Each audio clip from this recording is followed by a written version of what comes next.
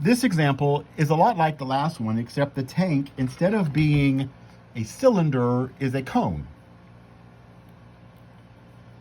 We are going to do the same thing. I'm gonna put 0 at the top and 10 at the bottom. I'm still gonna slice it. I'm still going to look at a slice of water. Let's see, a slice of water is gonna look like this. There's my little slice of water, whatever that means. And I suggest you look in the textbook. There are good drawings of these things. And so the volume of a slice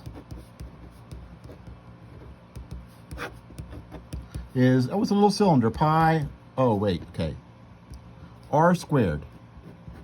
There's the radius. Notice, as the cylinders, the little slices move farther down, their radiuses get smaller. They are not always 20, right?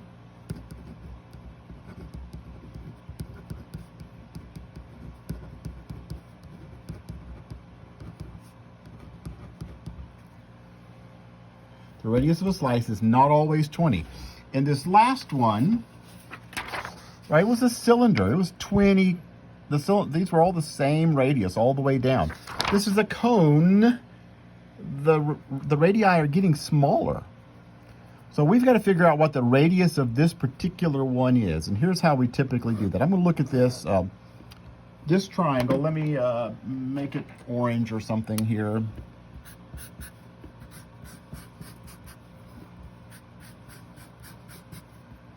That triangle here. I'm going to recreate it down here. I know that's 20. I know that's 10. And this here is the radius I'm trying to find. And that distance right there is x. That means that this distance there is 10 minus x. And if I look at the two triangles, the great big, the whole triangle, and this little triangle down here,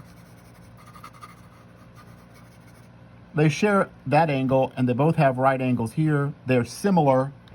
Similar triangles have proportional sides, so r, the radius in the little triangle, is to the side here of the little triangle, 10 minus x, as the radius of the big triangle, 20, is to the height of the big triangle, 10. And so that implies that r is, that's just 2 times 10 minus x,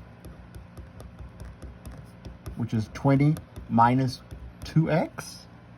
So the radius of my slice is 20 minus 2x. Pi r squared h, the height of that little cylinder, is dx.